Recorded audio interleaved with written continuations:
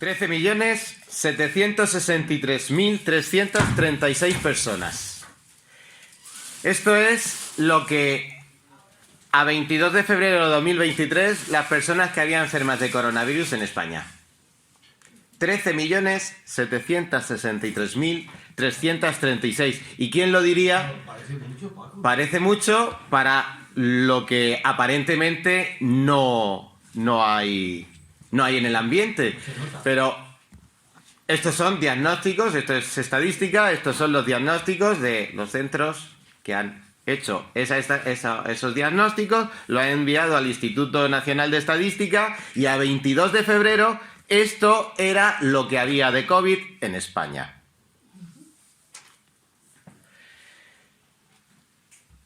Si hiciéramos una conversación franca entre nosotros, probablemente desde el 2020, el 100% de los que estamos aquí, podríamos decir que también hemos pasado el COVID en al menos una ocasión, si no en 2 o más veces. Y si alguno de los aquí presentes dice, yo en ese tiempo no he pasado el COVID, o la COVID, probablemente es que no te hayas dado cuenta, o bien porque has sido asintomático, o bien porque nadie te lo diagnosticó y tuviste algo que tú pensabas que no era COVID y lo era. Al igual que esta enfermedad, se podría decir que cualquiera de los presentes en esta mañana hemos padecido o continuamos padeciendo la enfermedad de la que Santiago nos va a hablar esta mañana, que denuncia en el texto que vamos a estudiar. Por lo cual os invito a que vayamos a la epístola de Santiago, al capítulo 2, y los versículos del 1 al 13. Dice así la palabra del Señor. Hermanos míos, que vuestra fe en nuestro glorioso Señor Jesucristo sea sin acepción de personas. Porque si en vuestra congregación entra un hombre con anillo de oro y con ropa espléndida, y también entra un pobre con vestido andrajoso, y miráis con agrado al que trae la ropa espléndida y le decís, siéntate tú aquí en buen lugar, y decís al pobre, estate tú allí en pie, o siéntate aquí bajo mi estrado, ¿no hacéis distinciones entre vosotros mismos y venís a ser jueces con malos pensamientos? Hermanos míos, oíd. ¿No ha elegido Dios a los pobres de este mundo para que sean ricos en fe y herederos del reino que ha prometido a los que le aman? Pero vosotros habéis afrentado al pobre. ¿No os oprimen los ricos? ¿Y no son ellos los mismos que os arrastran a los tribunales? ¿No blasfeman ellos el buen nombre que fue invocado sobre vosotros? Si en verdad cumplís la ley real, conforme a la Escritura, amarás a tu prójimo como a ti mismo. Bien hacéis, pero si hacéis acepción de personas, cometéis pecados y quedáis convictos por la ley como transgresores. Porque cualquiera que guardare toda la ley, pero ofendiere en un punto, se hace culpable de todos. Porque el que dijo no cometerás adulterio, también ha dicho no matarás. Ahora bien, si no cometes adulterio pero matas, ya te has hecho transgresor de la ley.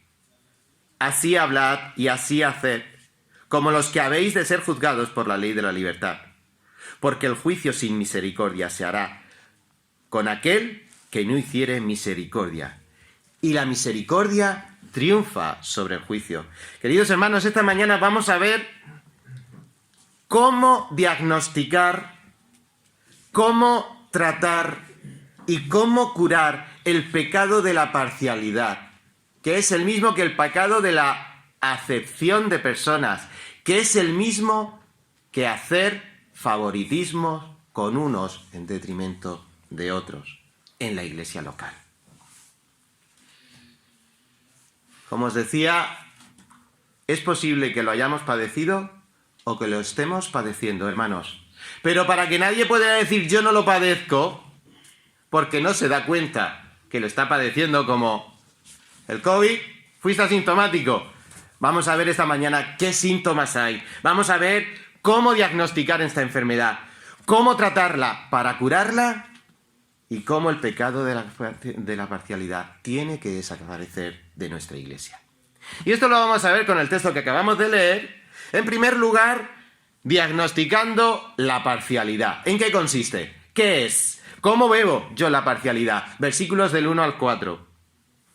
Luego veremos los implicados en este pecado de la parcialidad. Porque vamos a ver que no es una persona que lo es y los demás no les afecta. Afecta. Eso lo vamos a ver en los versículos del 5 al 7.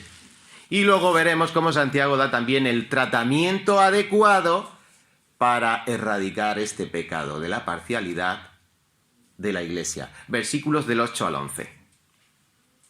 Y como bien hace Santiago en todos sus mensajes que da, como vamos a ver, nos quedaremos al final a modo de conclusión con la conclusión médica, con la recomendación médica. Cuando vamos al médico nos dice, bueno, nos ha explicado todo el panorama que tenemos delante, ¿y ahora qué, doctor?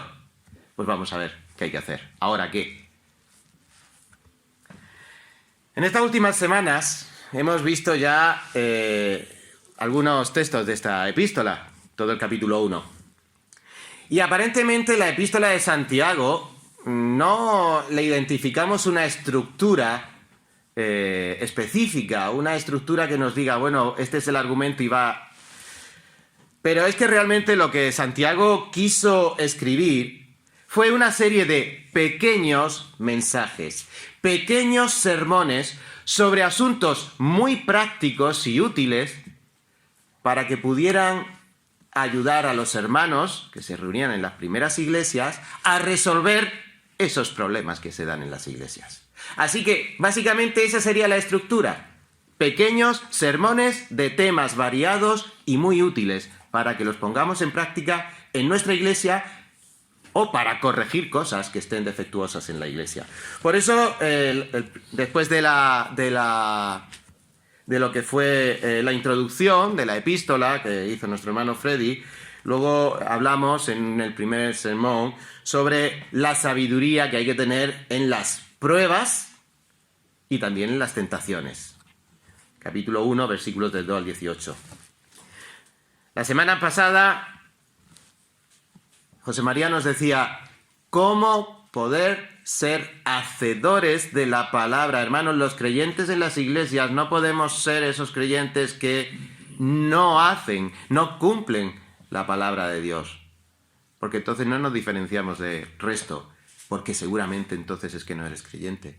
Pero como creyentes tenemos que aspirar a ser hacedores de la palabra de Dios. Y eso lo vimos la semana pasada. Esta semana vamos a lidiar con el problema de la parcialidad, del favoritismo, del contigo sí, pero con el otro no, porque no me gusta.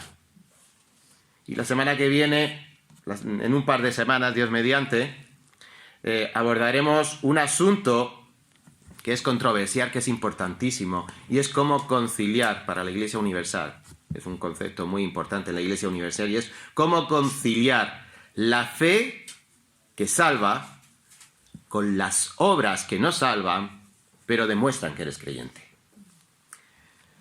Santiago, en este texto que vamos a ver en esta mañana, movido por el Espíritu Santo, entonces va a escribir sobre el pecado del favoritismo, de la parcialidad, de la acepción de personas que se cometía en aquella iglesia y que también se comete en las iglesias de hoy día. Así que, movido por el Espíritu Santo, va a explicar en qué consiste, dónde y cómo se manifiesta, las implicaciones que tiene no solo para la iglesia, no solo para el testimonio de la iglesia, sino las implicaciones que dice que tiene Dios también. A Dios también implica este pecado, porque estamos moviéndonos en el ámbito de Dios, que es la iglesia del Dios vivo. Y por último veremos las consecuencias últimas para el hombre, pero veamos en primer lugar los versículos del 1 al 4. El diagnóstico, ¿en qué consiste? Y volvemos a leerlo. Hermanos míos, que vuestra fe en vuestro glorioso Señor Jesucristo sea sin acepción de personas. Porque si entra en vuestra congregación un hombre con anillo de oro y con ropa espléndida, y también entra un pobre con vestido andrajoso, y miráis con agrado al que trae la ropa espléndida y le decís, siéntate tú aquí en buen lugar, y decís al pobre, estate tú allí en pie o siéntate aquí debajo de mi estrado. ¿No hacéis distinciones entre vosotros mismos y venís a ser jueces con malos pensamientos? En estos 4 versículos Santiago va a hacer el diagnóstico de la parcialidad.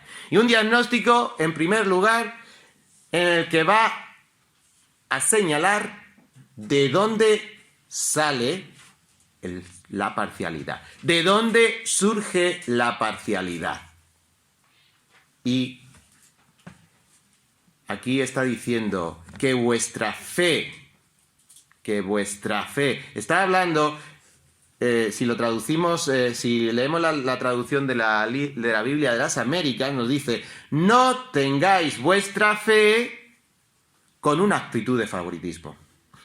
Aquí el término fe, que es algo que hay dentro, de manera que este problema está saliendo de dentro de cada uno de nuestros corazones, no me lo están poniendo de ahí fuera, está surgiendo de dentro, el corazón es de donde salen, como decía el Señor, los malos pensamientos, el pecado.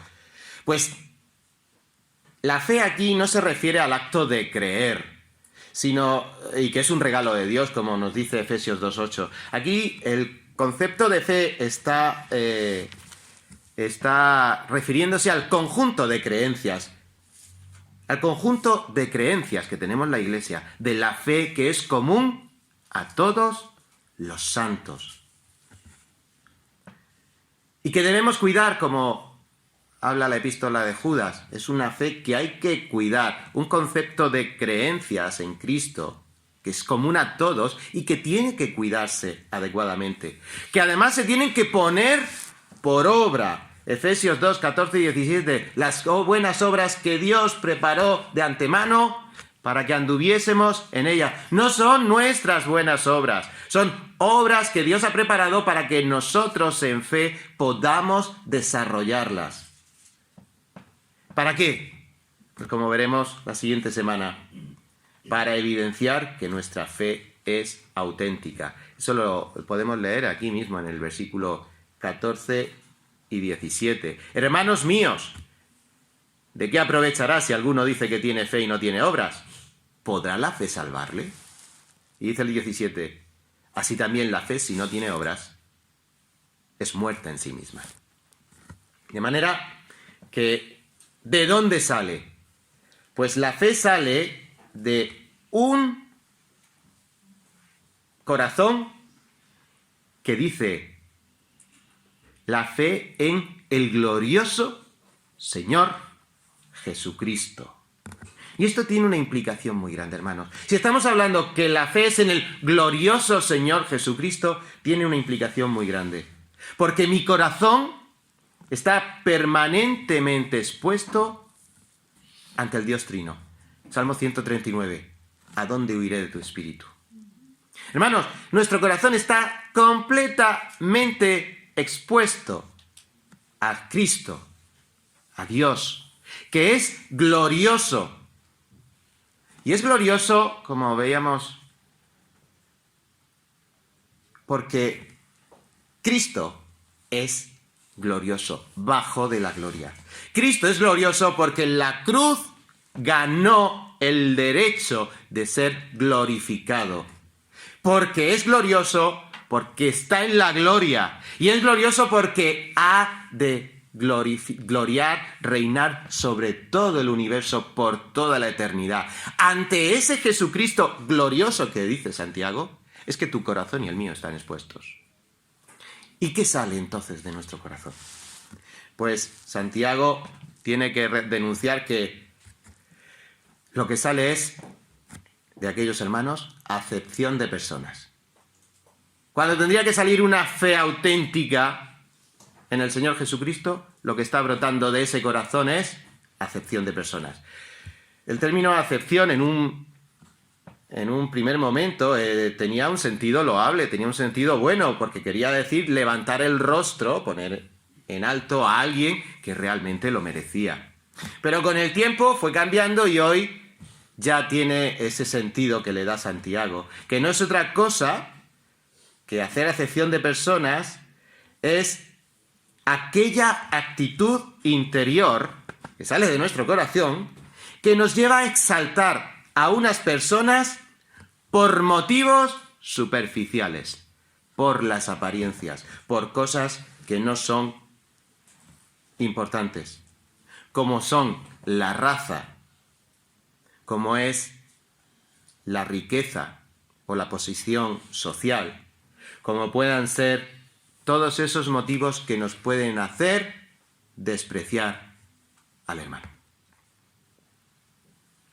Examinémonos, porque el que más, el que menos, probablemente en algún momento ha tenido la COVID, pero en algún momento también ha mirado y dice, no es para tanto, esta persona no, mejor esta que brilla mejor, que brilla más, que es más importante. Eso es acepción de personas. Así que hemos visto de dónde sale, del corazón, de una fe no puesta en el glorioso Señor Jesucristo que te está mirando. ¿Dónde se manifiesta? Y dónde se manifiesta es, como dice el versículo 2, si en vuestra congregación. La palabra original es sinagogué. Está haciendo referencia a las sinagogas. ¿Por qué? Porque sabemos que esta carta es tan temprana en la historia de la Iglesia que Santiago está escribiendo ¿a quién? A cristianos de trasfondo judío. Y esas primeras reuniones de iglesias, pues el concepto de reunión, de congregación, por eso le llaman sinagogué. Pero son iglesias locales, hermanos, de cristianos con trasfondo judío y que se reunían en aquellas regiones donde habían sido dispersados por la persecución. Y ahora vamos a ver. Así que estas personas se reunían en esas congregaciones y ahí es donde surgen los problemas. Hermanos, la congregación es el caldo de cultivo perfecto para que se dé este tipo de pecados. La iglesia en aquellos días estaba formada por personas pudientes,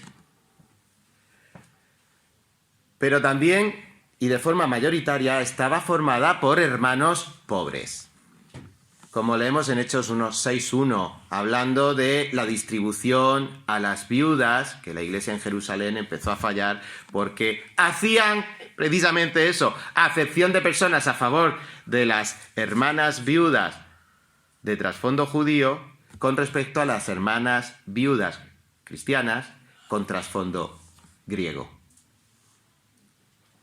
También vemos que en el capítulo 11 hay ya unas primeras ofrendas para los hermanos de Jerusalén porque había una hambruna. Entonces, mayoritariamente en aquella época, los hermanos que formaban parte de las iglesias locales eran personas humildes, eran personas pobres. Muchos de ellos eran humildes probablemente porque se habían visto forzados a huir de sus hogares y de sus regiones de origen a consecuencia de las primeras persecuciones de la iglesia. Si nos vamos a Hechos 8:1, que tenemos a Pablo después de la muerte de Esteban, encabezando las primeras persecuciones contra los cristianos, y nos vamos al capítulo 9, y ya estaba llegando hasta Damasco para forzar a los creyentes a renunciar a la fe. Pero también nos vamos al capítulo de Hechos 12, versículos 1 y 2, y ahí tenemos la ejecución, el martirio de Santiago. Y en este caso, esto desbarató una gran persecución y leemos en el versículo 2 que los hermanos de Jerusalén fueron dispersados por Judea y por Samaria. Y esto fue momento en el que empezaron a extender el evangelio. Pero hermanos, ¿os imagináis cómo salen cuando huyen? Con una mano atrás y otra adelante, con lo justo.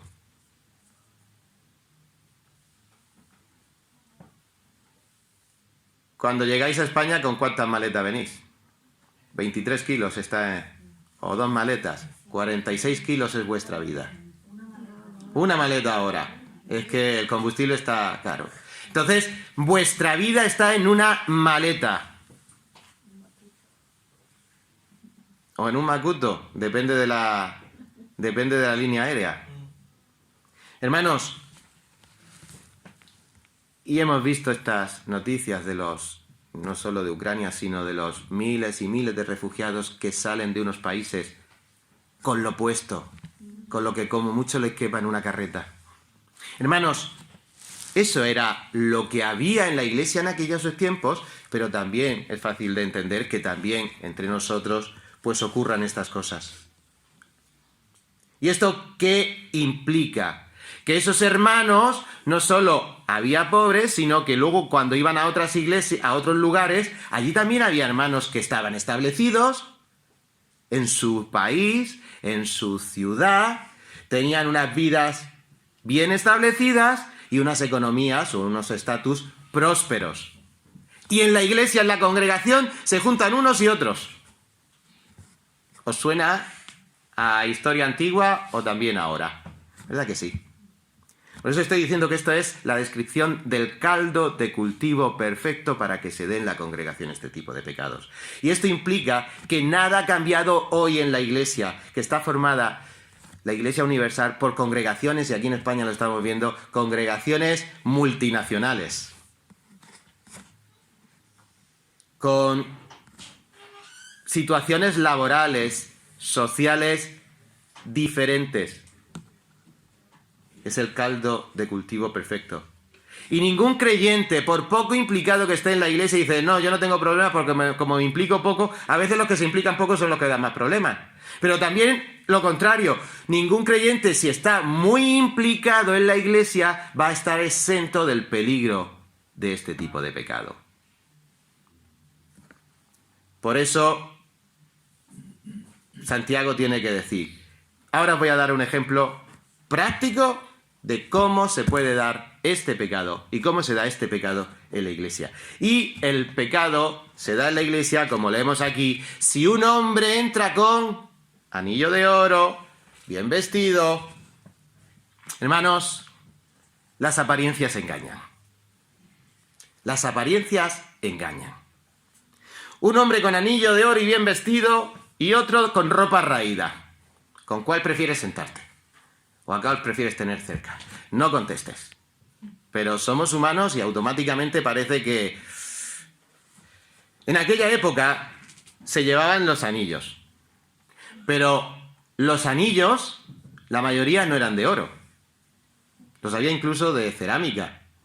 Pero había pocos anillos de oro. Así que aquí Santiago está señalando, como entre uno con anillo de oro, a ver qué haces. Se dice que había pocos anillos de oro, pero había gente que ya en máximo exhibición portaban un anillo de oro en cada dedo. Eso ya te decía que esa persona era la caña. Pero también se sabe, hermanos, que había empresas que se dedicaban a alquilar anillos de oro para aquellos que quisieran aparentar. Cuidado que las apariencias engañan. Hombre, hoy hay muchas bodas aquí en Murcia que se estila mucho el sacar el fondo del cofre. Hay empresas que te alquilan la limusina o el coche clásico para decir wow. O incluso dices, vas a ir a un evento muy especial, te alquilan el smoking. Ya no hace falta tenerlo. Y si quieres hoy día querer aparentar delante de... Pues no es que tengas una boda o que tengas... No. Te alquilas un smoking, te vas con él a la limusina a recoger a un invitado que traes al aeropuerto y ya estás aquí diciendo, ¿quién me ha venido aquí a recoger? Hermanos, las apariencias engañan. Y lo que hoy ocurre era lo mismo que ocurría en aquella época. Las apariencias engañan. Pero que no nos vaya a pasar con el otro que va con un traje humilde, porque también las apariencias engañan. Hermanos, se dice que en 1918 un empresario alicantino de Alcoy, que se dedicaba a la compraventa de telas, fue a Alicante a hacer negocios. Y en los caminos de aquella época llegó a Alicante completamente embarrado. Así que se fue al Hotel Palace, que estaba al lado del ayuntamiento, para que le limpiaran la ropa. No había lavanderías, no conocía a nadie, pues te vas a un centro donde, como era el Hotel Palace, que tenía lavandería, y en el Hotel Palace cuando le vieron completamente embarrado, le dijeron, no, aquí por dioseros no. Entonces, este señor, que se llamaba Enrique Carbonell, compró el solar que había al lado del Hotel Palace y construyó un edificio tan enorme para ser su vivienda que dejó al Hotel Palace chiquitito. Y hoy, la Casa Carbonell, inaugurada en 1925, todavía vais a Alicante y cuando salís del puerto hay una placita con muchas... y veis una casa grande con 2 grandes cúpulas, con 4 o 5 pisos de altura, preciosa, la casa de don Enrique Carbonell. Porque las apariencias engañan y dijo, ¿que el Hotel Palace me ha hecho el feo? Y es que, hermanos, admitámoslo, según nos parecen, así les hacemos. Y aquí notemos una cosa, no está censurando ni las joyas ni los vestidos lujosos. Lo que está censurando aquí Santiago es la reacción que producen en nosotros las falsas apariencias. Y eso no se escapaban los hermanos de aquel tiempo, no nos escapamos nosotros. Y tenemos que sensibilizarnos para saber que lo que hay en la iglesia son redimidos por Cristo Jesús, comprados con su preciosa sangre. ¿Es que no tienen valor todos y cada uno de los hermanos aquí que son salvos en Cristo Jesús? Para mí a lo mejor no tiene valor, pero para Cristo fue su sangre preciosa. Y si acaso hay alguien que no es creyente, todavía. Miremos a todos los que están en la congregación como redimidos, con el valor que Cristo les dio, su sangre preciosa. Y esto nos ayudará a decir, bueno, el que tiene mucho, como veíamos la semana anterior, los ricos, y ahora le veremos un poquito más, como el que tiene poco, ¿en qué nos tenemos que gloriar? En Cristo, en su salvación. Y eso es lo que nos da valor.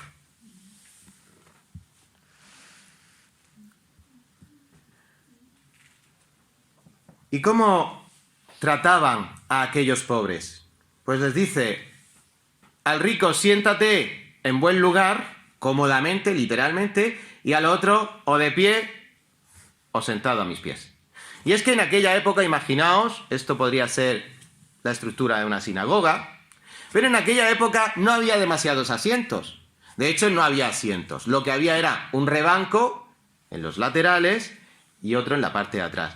Y la palabra de Dios estaba en el medio. Bien, vamos bien. Pero claro, como la iglesia se llenaba, pues ¿quiénes se sentaban en los bancos?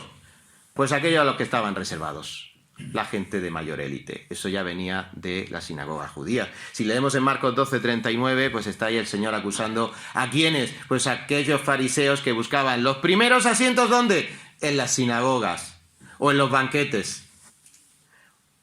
Lucas 11:43 también nos relata este hecho. ¿Y el resto qué hacían? Pues lo normal es que el resto de la gente lo que se hacía era, se quedaban de pie, como estamos leyendo aquí, o se sentaban en el suelo con las piernas cruzadas, como los niños en el cole hoy día, los niños pequeñines. Pero claro, cuando esto lo hacían a hermanos en la iglesia, donde a los de buena apariencia los ponían en los primeros sillones, el dirigirse a un hermano humilde, siéntate aquí a mis pies, ¿cómo sonaría? No te sientes, quédate allí de pie, ¿cómo sonaría? Y recordad que la persona es una persona que ha sido tan sumamente valorada por Cristo que Él ha derramado su sangre por esa persona. Y tú le estás diciendo, aquí a mis pies. Esto es lo que estaba ocurriendo. Y hermanos, esto es de censurar. Y esto es lo que censura Santiago. Hemos visto un ejemplo práctico. Entonces, ¿en qué consiste específicamente la acepción de personas? ¿El favoritismo? Pues eso, después de que Santiago da el ejemplo, en el versículo 4 da la definición. ¿No hacéis distinciones entre vosotros mismos y venís a ser jueces con malos pensamientos? ¿En qué consiste la parcialidad? En primer lugar, hacer distinciones entre las personas. Y ojo, cuando Dios no las hace. Dios diferencia ministerios. Dios diferencia a las personas individualmente y las valora, pero no hace diferencias de personas. Hacer distinciones entre las personas, cosa que Dios no hace. Por causa, por ejemplo, de la nacionalidad. Si recordáis a Pedro en el capítulo 10, versículo 34, tiene que decir, cuando ha salido de casa del centurión, dice, en verdad reconozco que Dios no hace acepción de personas. Estaba delante de los judíos de trasfondo de cristianos de trasfondo judío en Jerusalén, y les tiene que decir en su informe, Dios no hace acepción de personas por causa de la nacionalidad. A un romano y a sus esclavos y a sus sirvientes también les ha nacido Cristo, les ha venido el Espíritu Santo. Así que Dios no hace acepción de personas por nacionalidades. Nosotros sí. Dios no hace acepción de personas por el estado espiritual en el que se encuentre la persona. Romanos 2:11, Pablo está argumentando que todo el ser humano, sea quien sea, está destituido de la gloria de Dios, pero Él no hace acepción de personas y su mensaje es universal.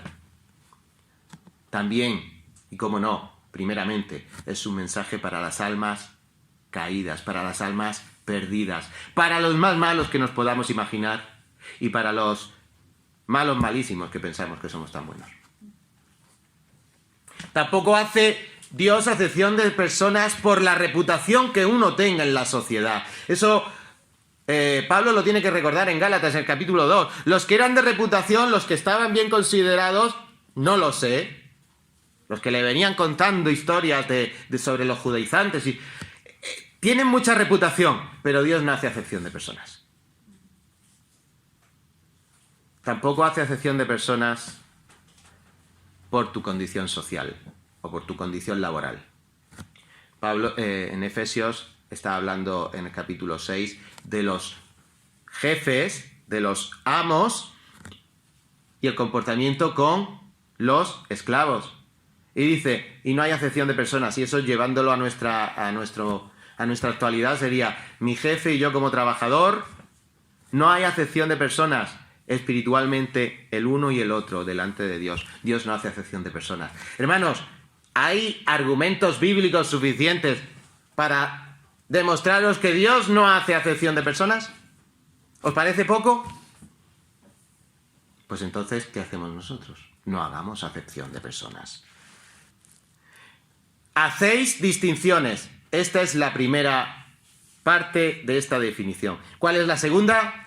Juzgar con pensamientos malos. Juzgáis con malos pensamientos. Juzgar mal. Esto literalmente quería decir, decía, juzgar con intenciones viciosas. ¿Cómo suena eso? Juzgar con intenciones viciosas. ¿Un juez con vicio? ¿Un juez corrupto? Juzgar con mal corazón.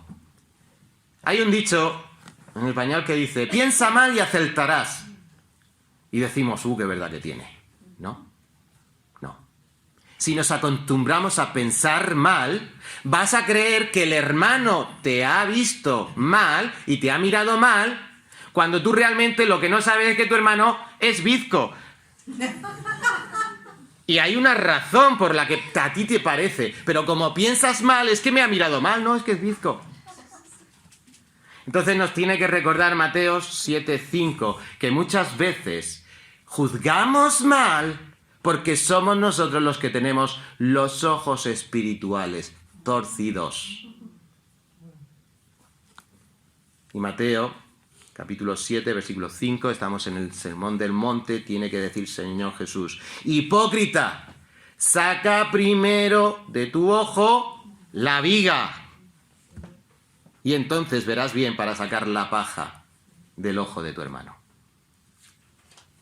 Así que cuidado con hacer distinciones y juzgar mal.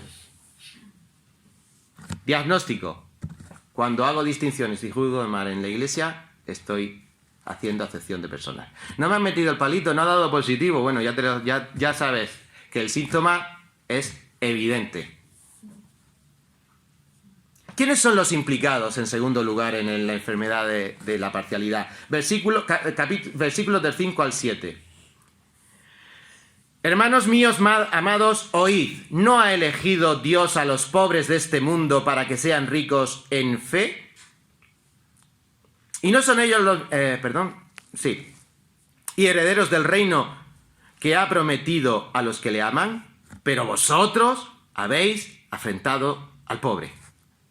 ¿No os oprimen los ricos y no son ellos mismos los que os arrastran los tribunales? ¿No blasfeman ellos el buen nombre que fue invocado sobre vosotros? ¿Quiénes están implicados? Pues uno, los que hacen y otros los que padecen. Y vamos a hablar primero de los que padecen, de los que sufren la parcialidad, de los que son despreciados. Porque estamos hablando de una enfermedad, pero como vamos a ver un poquito más adelante, no se trata de una enfermedad. Dios le llama a esto pecado. La parcialidad es pecado. Y por lo tanto hemos de distinguir entre quien sufre las consecuencias y es sensible a las personas que son despreciadas, del yo, que en este caso sea el que esté cometiendo el pecado de la parcialidad. ¿Quiénes son las víctimas de la parcialidad? Pues aquí específicamente, en el contexto histórico, Santiago está hablando de a los pobres de este mundo eligió Dios. Dios eligió a los pobres de este mundo. Y de manera particular en este pasaje, como vemos por el contexto, los pobres son los que realmente eran pobres. Podían ser mendigos, podían ser desamparados, lo cual coincide históricamente, como hemos visto antes, con estas personas que fueron expulsadas de sus lugares y salieron con lo opuesto, y tenían que volver a establecerse y a empezar de cero en un lugar extraño. A Dios gracias, había una congregación donde se podían reunir, y resulta que cuando van a la congregación, ¡plaf! Parcialidad para los pobres. Este concepto de pobres también incluye a aquellas personas que ante la sociedad podían tener poco valor o ser estimadas por tener menor rango social. En aquella época había una clase social que era muy importante y a veces hasta tenían dinero. No, a veces no, siempre tenían dinero. Eran los libertos. Eran esclavos que habían conseguido el dinero suficiente para comprar su libertad. A veces eran liberados por el amo, no necesitaban dinero, pero la mayor de las veces eran personas que podían tener dinero, pero como habían sido esclavos, eran mirados de cualquier manera, o eran mirados en menos. Hoy podemos mirar las facciones de la cara de la persona que tenemos delante y decir, no tiene las facciones que a mí me agradan, así que tiene que estar por debajo. Hermanos, los pobres de este mundo. Este concepto también además incluye algo que debemos tener en cuenta. Pablo, capítulo 12 de Primera de Corintios, versículo 24, dice respecto a esas personas que en la iglesia parecen más humildes. Por el contrario, la verdad es que los miembros del cuerpo que parecen ser los más débiles son los más necesarios. Y las partes del cuerpo que estimamos menos honrosas, a estas las vestimos con más honra, de manera que las partes consideradas más íntimas reciben un trato más honroso, ya que nuestras partes presentables no lo necesitan. Eso es lo que haríamos nosotros con nuestro cuerpo. Mirad lo que hace Dios con las partes aparentemente menos honrosas de su cuerpo, que es la iglesia. Mas así formó Dios el cuerpo, dando mayor honra a la parte que carecía de ella. Cuidado. La Biblia enseña que Dios siempre se ha preocupado y ocupado de los pobres. En Levítico 25 hizo provisión en la ley para que en el caso de que un hermano tuyo empobrezca y sus medios para contigo decaigan, tú los sustentarás como a un forastero o peregrino, para que viva contigo. No tomes interés y usura de él, mas teme a Dios, para que tu hermano viva contigo. No le darás el dinero por interés. ni tus víveres a ganancia. Yo soy el Señor vuestro Dios que os saqué de la tierra de Egipto, para daros la tierra de Canaán, para ser vuestro Dios. Si un hermano tuyo llega a ser tan pobre para contigo, que se vende a ti, no lo someterás a trabajo de esclavo. Levítico 25, del 35 al 39, para los que tomáis nota. También en los Salmos, Dios hace provisión para los pobres a través de la oración, porque Él librará al necesitado cuando clame, también al afligido y al que no tiene quien la auxilie. Hermanos, no solo Dios se preocupa de los pobres, no solo les da la oportunidad de que clamen a Él. Cuidado con el que, como dice Proverbios 17:5, porque el que se mofa del pobre afrenta a su hacedor. El que se regocija en la desgracia no quedará sin castigo. Hermanos, es muy grueso lo que Dios, a través de Santiago, dice en este pequeño sermón. Es que las implicaciones ya no es solo que estás humillando a esa persona, es que estás deshonrando a Dios. Y como vamos a ver, dice que es pecado. ¿Cómo juega Dios con el pecado? ¿Lo pasa por alto? Entonces, ¿Cristo qué hizo en la cruz? No es un juego para Dios, que no sea un juego para nosotros. En un sentido más amplio, ¿quiénes son los pobres? Que también nos podemos aplicar nosotros en esto. Pues los pobres, en el Nuevo Testamento, son esos pobres de espíritu, del Evangelio de Mateo, capítulo 5, versículo 3. Bienaventurados los pobres de espíritu, pues de ellos es el reino de los cielos. Hermano, hermana, ¿es tuyo el reino de los cielos porque crees en la promesa de Cristo Jesús? Entonces eres pobre de espíritu. Así que ten cuidado que siendo pobre de espíritu no nos deslicemos a dárnoslas de que soy pobre de espíritu pero soy rico y este es más pobre que yo. Cuidado, somos súbditos de un reino y nos debemos a las leyes de ese reino. ¿Y qué ha hecho Dios con los pobres entonces? ¿Qué ha hecho? ¿Qué hemos leído en Santiago que Dios hizo con los pobres?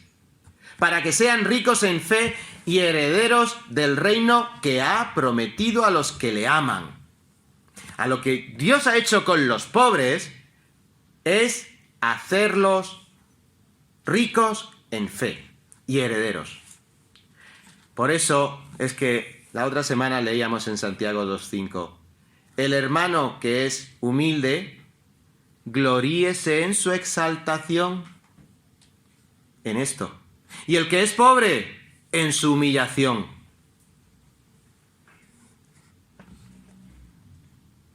¿Cómo te enriquece Dios? ¿Qué podemos sacar de esto que digamos, bueno, yo soy pobre, venga, ¿cómo me enriquece Dios? Dios nos enriquece en este texto en dos maneras. La primera, por medio de la fe. Y si nos vamos al libro de los Hechos, en el capítulo 6, versículo 7, nos dice cómo la fe se prodigaba en la iglesia de Jerusalén. Y dice, y la palabra de Dios crecía, y el número de discípulos se multiplicaba en gran manera en Jerusalén, y muchos de los sacerdotes obedecían la fe. Cuando la palabra aumenta, aumenta la fe. Cuando aumenta la fe, aumentan las conversiones y se incrementa tu santidad. No hay otra. Pero Dios enriquece la fe del pobre. Por medio de una herencia, para que Dios, nuestro Señor Jesucristo, el Padre de gloria, os dé espíritu de sabiduría y de revelación en el conocimiento de Él, alumbrando los ojos de vuestro entendimiento, para que sepáis cuál es la esperanza a la que os ha llamado y cuáles las riquezas de la gloria de la herencia en los santos. Efesios capítulo 1, versículos 17 y 18. Hermanos, eres heredero, te ha enriquecido con una herencia descomunal, incontable. No podemos a día de hoy saber la herencia a la que somos llamados. Y esto es cierto no porque lo diga yo, Lo dice la palabra de Dios. Pero es que específicamente, explícitamente, en este texto dice, Dios lo ha prometido ¿a quiénes? A los que lo aman. ¿Lo amas? Tienes una promesa de Dios. Eres rico en fe y en la herencia que Dios tiene preparada por ti. Hermanos, es así. Y si tú no crees todavía en Cristo, esta es la misma promesa que Dios hace si amas lo que Dios está hablándote a ti esta mañana. Es cierto, porque Dios lo ha prometido. Y eso basta. Además, Dios también nos enriquece con su Espíritu Santo. Ampliando un poquito más el texto, pues nos dice Tito 3, 6 y 7. El cual derramó el Espíritu Santo en nosotros abundantemente, es el mismo concepto de riqueza, para llegar a ser consciente de que eres heredero del reino. Hermanos, ricos en fe, Dios ha derramado el Espíritu en abundancia. Pero también Pablo dice, no contristéis al Espíritu. Lo tienes en abundancia, pero si lo apartas, si lo arrinconas, lo estás entristeciendo. Y además también Dios nos ha enriquecido en su palabra, para tener fe para la salvación, pero como hemos dicho, también para aumentar esa fe en santificación, en el conocimiento de Cristo. Por eso Pablo en Colosenses capítulo 3, versículo 16 tiene que decir, la palabra de Cristo more en abundancia, otra vez la riqueza, more en abundancia en vosotros, enseñándoos y exhortándoos unos a otros en toda sabiduría. Y hermanos, aquí sí que hay una responsabilidad muy cierta. La palabra mora en abundancia si tú te acercas abundantemente a la palabra. Dios no te va a echar 1 kilo de Biblia encima para que tú te puedas bañar. No, nos tenemos que acercar a la Biblia. Esa es la razón por los estudios bíblicos. Esa es la razón por los discipulados. Esa es la razón por nuestros devocionales. Esa es la razón por nuestra comunión íntima con el Señor diaria. Nos tenemos que llenar abundantemente de la palabra. Pero ahí sí que hay una responsabilidad muy personal. Dios promete, pero Dios no te va a poner horas y horas en la Biblia si tú no lo haces. En 2020 falleció en Estados Unidos una mujer indigente que se llamaba Catherine Boone, con 49 años de edad. Al morir, murió sin saber que en 2016 había fallecido su madre y le había dejado una herencia de $900,000. Algo que, sin duda alguna, una mujer que vivía en la calle le hubiera cambiado radicalmente la vida. Hermano, hermana, sabiendo que eres heredero de las promesas de Cristo, sabiendo que tienes una herencia de 900.000 millones de millones de millones y de infinitos millones en Cristo. En primer lugar te tendrías que preguntar, ¿cómo puedo conocer lo que Dios me ha dejado en el testamento? Cuando alguien muere, ¿qué tiene que hacer? Pues ir al notario y decir, que se lea el testamento. Y así sabemos, somos conscientes. Aquí está el testamento. Aquí está todo lo que Dios ha revelado para que empecemos a conocer un poquito esa herencia tan enorme. Pero si no nos acercamos a que nos lean el testamento, a ver qué es lo que nos ha dejado Dios. Te puede pasar como a esta mujer, Catherine. No sabía que era heredera. Y se perdió la herencia y murió miserablemente. Así que, hermano, hermana, ¿vas a vivir sabiendo que eres heredero de una herencia fabulosa y vas a vivir en la miseria? Dejemos de vivir en la miseria, hermanos. Acerquemos a Dios. Porque Él ha prometido que a los que le aman, fe y herencia. Pero Santiago tiene que decir también aquí, ¿y a los pobres qué le estáis haciendo? Cuando Dios ha hecho esto, Pero vosotros, ¿qué dice? Pero vosotros, versículo 6, habéis afrentado al pobre. Dios le ha enriquecido y tú te atreves a afrentarlo.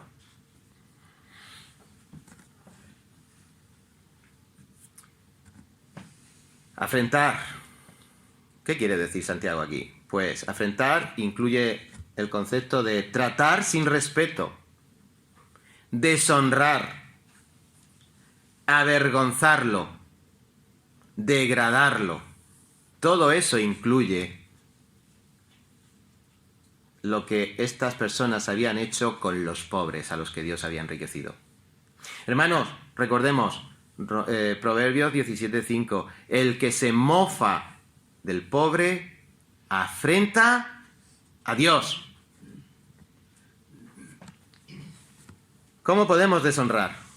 Pues podemos deshonrar a otras personas. En Marcos, en el capítulo 12, nos habla de aquel siervo que fue enviado a los obreros de la viña y lo afrentaron, en la misma palabrita, y lo enviaron afrentado. También podemos deshonrar nuestro propio cuerpo, como habla Romanos, de los que deshonran su cuerpo en el pecado.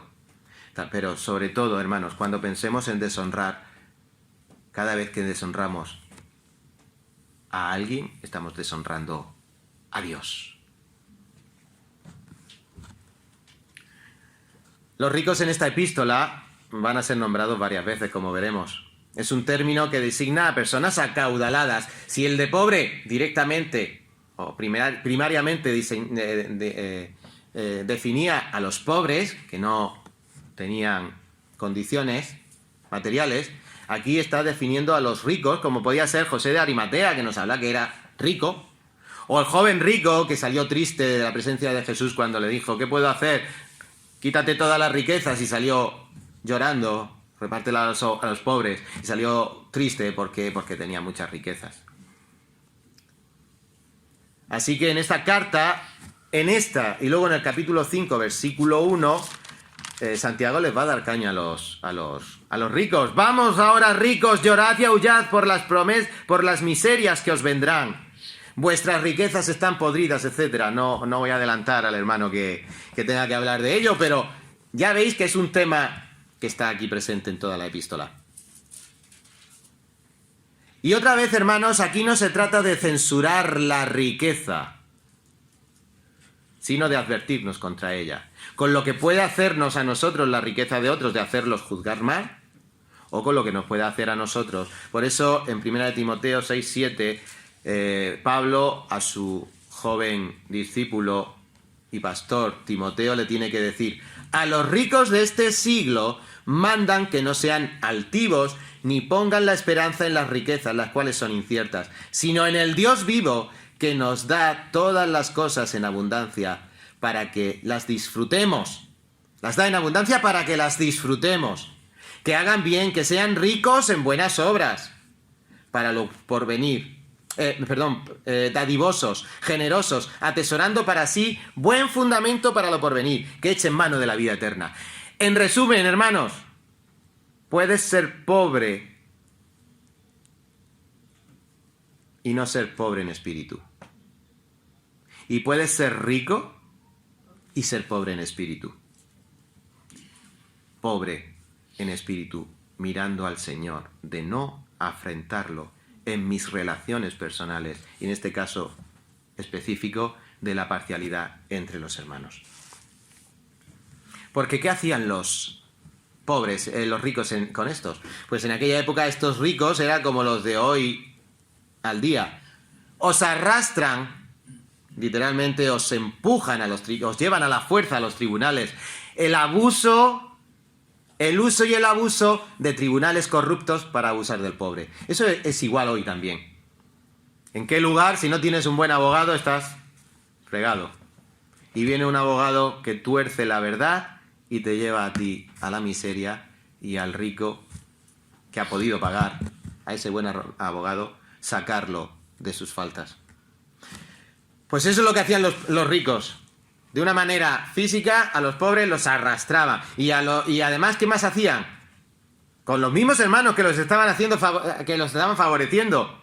Dice, y además blasfeman el nombre de Dios, que literalmente quiere decir hablar mal de Dios. ¿Y cómo puedo hablar mal? ¿O cómo pueden hablar mal de Dios? Insultándolo, calumniándolo.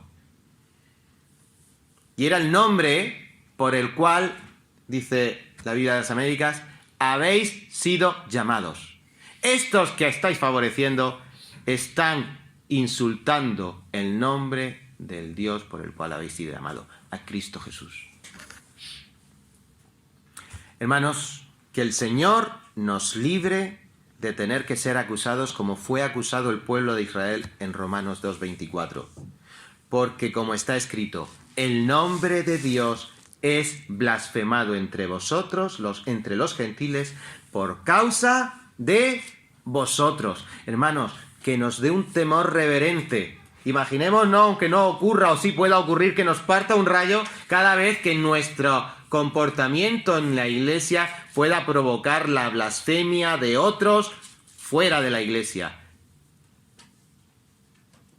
Estamos en Tierra Santa. Y cada vez que pensemos bien, porque si pensamos mal de un hermano, como hablábamos antes, estamos pensando mal de la obra de Dios. ¿Y cómo se trata esta enfermedad? Versículos del 8 al 11. Hacéis bien. ¿Cuándo hacéis bien? Si cumplís de verdad la ley real. Hermanos, si cumplís de verdad, no cumplir a medias. Si cumplís de verdad. Y cumplir, pues quiere decir, entre otras cosas, completar. Hacer todo, no una parte. O hacer obediencia. O os imagináis lo que quiere decir cumplir. No hace falta darle más sinónimos. Y esta ley, hermanos, no se refería a la ley real, o la ley del rey, no se refiere a la ley de los 10 mandamientos. No nos equivoquemos. El antiguo pacto es un sistema que aplicaba a los hebreos, al pueblo de Israel, y ahora estamos en el nuevo pacto. Pero si pensáis que la ley del antiguo pacto era muy difícil o imposible de cumplir, y es cierto, cuidado con la ley del rey actual, la ley real. Yo os invito a que consideremos lo que Cristo dijo en el Sermón del Monte. ¿Acordáis que fue dicho? Pero yo os digo, no matarás, pero si piensas ya en un hermano, ya lo has matado. Si nos pensábamos que la ley de Moisés era difícil de cumplir, no, es que es imposible. Por eso vino Cristo a cumplirla. Por eso vino Cristo a cumplirla. Y entonces, ¿por qué ley la sustituyó? Por la que hemos leído aquí. La ley del amor. El tratamiento correcto es cumplir la ley del reino, que es la ley del amor, que es universal, que aplica tanto a creyentes como a incrédulos. El incrédulo que ama a su prójimo, bueno. ¿Y tú que ames a tu prójimo? Buenísimo, porque es la voluntad de Dios. Se puede decir que es la ley suprema de cumplimiento universal. Va más allá de los 10 mandamientos. Es la ley del amor. Y querido hermano, no se refiere tanto a lo que tú sientas por el otro hermano, sino a lo que tú estás haciendo por el bien espiritual y la salud física y el bienestar material de tus hermanos. ¿Cómo puedo amar a mi hermano? De una manera práctica, conforme a tus posibilidades. Pero no te quedes, no, es que no tengo yo posibilidad de amarlo. Es que no me cae simpático. Bueno, ¿tiene falta de algo? ¿Le puedes ayudar de una manera espiritual? ¿Puedes tener una conversación agradable con una sonrisa en la boca? Ya estás, así es como se empieza a amar. En la práctica, no en mi sentimiento es que este no lo trago porque me ha hecho esto, o es que esta persona es fea, o es pobre, o este rico, este con los niños de bien, que yo con ellos no me junto. Hermanos, acepción de personas. Porque los efectos que produce otra cosa no curan la enfermedad. Es en la práctica. ¿Pero qué estaban haciendo estos? Aquí nos dice, pero vosotros habéis afrentado al pobre. Pero en el original este pero se traduce más bien, puesto que vosotros habéis afrentado al pobre. Es decir, que Santiago estaba denunciando algo que se estaba haciendo en la iglesia, en los hermanos de la dispersión. Y es lo mismo que puede estar ocurriendo hoy entre nosotros. Es algo que es real como el COVID, aunque no nos demos cuenta. 13 millones, más de 13 millones de personas. Pues aunque no nos demos cuenta también esto, y tenemos que estar atentos porque es un pecado. Y dice Dios que nos hacemos transgresores ¿de qué? De la ley. Que aquí podríamos decir para terminar, ¿qué piel más sensible esto de no haberle dicho al hermano esto? ¿No te parece que es un poco tener la piel muy sensible con todos estos pecados? Por eso Santiago tiene que argumentar que el mismo que dijo no matarás, no adulterarás, es el mismo que dijo que si fallas en un mandamiento, has fallado, como hemos leído, en todo. Imaginaos, hermanos, que para Dios, su ley, lo que Él quiere que nosotros obedezcamos, ya os digo que no me refiero específicamente a los 10 mandamientos, me estoy refiriendo a esa fe que es común a todos los santos, esa obediencia. No se trata de un listado de mandamiento positivo, mandamiento negativo, prohibición, de prohibiciones y de permisos. No. Imaginaos que para Dios, y tiene que ser así para nosotros, la ley es un globo lleno de aire que ha puesto en nuestras manos, para que lo cuidemos. No pensemos que vamos a poder tener una agujita minúscula y va a decir, bueno, es tan pequeña la puntita que voy a pinchar por aquí el globo y luego seguirá jugando. El globo explota en cuanto tú lo pinchas. Así que así es la ley. No podemos de ninguna manera pensar que vamos a dejar el globo sin explotar cuando lo hemos pinchado, aunque sea con la aguja más pequeña. Como está escrito, gracias a Dios que Cristo nos redimió de la maldición de la ley. Lo que nosotros no podíamos hacer con esa ley, Dios lo cumplió. Y ahora que Dios lo ha cumplido en Cristo, ahora que ya sé, doctor, que estoy enfermo, ahora sé, doctor, cuál es el tratamiento, ahora sé, doctor, el mal que produce este pecado que estoy cometiendo a mis hermanos, ahora que sé, doctor, que estoy ofendiendo al mismísimo Dios con esta actitud de favoritismo, doctor, ¿qué tengo que hacer? ¿Te imaginas ir al médico? Que hayas ido al médico, te haya dicho, tienes esta enfermedad, te está provocando esto en tu organismo y quién sabe si no puedes transmitirlo a otros. Te está haciendo esto y lo otro. Además, esta es la cura y como sigas fumando, no vas a arreglarlo. Hermanos, ¿os imagináis que el doctor haya dicho esto y dice, ¿y ahora qué, doctor? Y dice, ¿ahora qué de qué? Y te vayas y diga, bueno, pues ya sé todo eso. Mirad, eso es lo que se hablaba la semana pasada, en Santiago 1, 22, 24. Sed hacedores de la palabra, no tan solamente oidores, engañándoos a vosotros mismos, porque si alguno es oidor de la palabra, pero no hacedor de ella, este es como semejante al hombre que se considera en el espejo su rostro natural, y cuando se ha visto a sí mismo, se va y luego olvida. Nada de estos pequeños mensajes de Santiago sirven de algo, queridos hermanos, si cuando el médico te ha dicho ya todo, te das media vuelta y no aplicas. Por eso el médico le tiene que decir a los lectores de Santiago, mirad, así hablad, así haced, como los que habéis de ser juzgados, porque juicio sin misericordia se hará con aquel que no quiere misericordia, que no hiciere misericordia, y la misericordia triunfa sobre el juicio. Hemos visto el diagnóstico. Cuando haces distinciones por motivos superficiales y juzgas con malicia a otros, tal y como hace el mundo.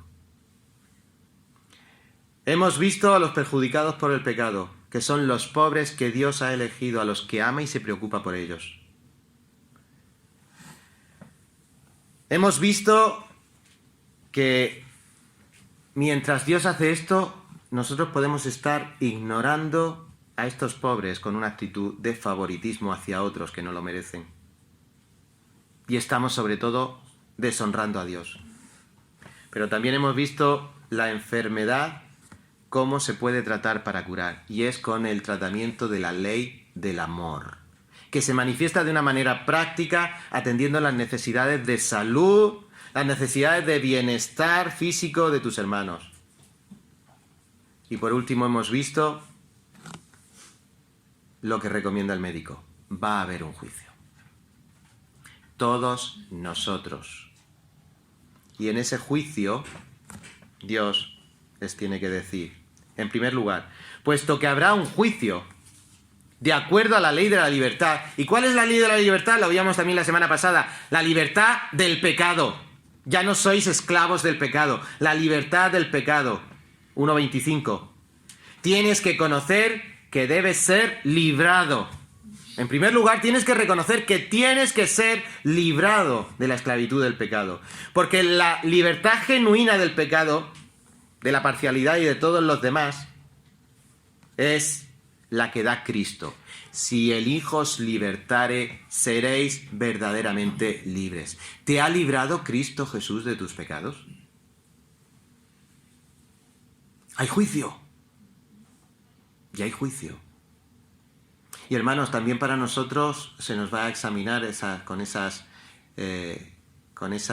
no juicio para condenación, pero ya sabéis, va a haber un juicio en el cual Dios va a decir, Jesús va a decir, bueno, ¿y tú qué hiciste con la fe? Examinemos si hay que ir depurando y quitando esos pecados como el de la parcialidad. Y puesto que habrá juicio y vamos a ser juzgados, evalúa cómo quieres que Dios te juzgue. ¿Con o sin misericordia? Y esto no es ir al bar y decir, quiero un café con leche o sin leche, me da igual. Todos están buenos. El juicio con misericordia o sin misericordia. Dios te dice que habrá misericordia para aquellos que hagan misericordia.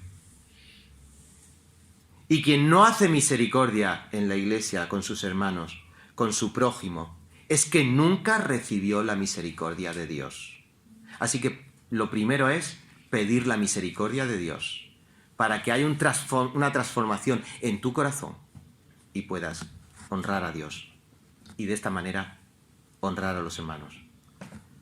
Pruébate en el trato que dispensas a tu prójimo, porque puede ser el síntoma que te va a ayudar a evidenciar si realmente eres salvo. Y si somos salvos, Señor, hermanos, a evidenciar que estamos cumpliendo la ley real, la ley del rey, la ley del reino al que perteneces. Amarás a tu prójimo como a ti mismo, porque la misericordia triunfa sobre el juicio. Amén. Señor, queremos en esta mañana darte las gracias por tu palabra.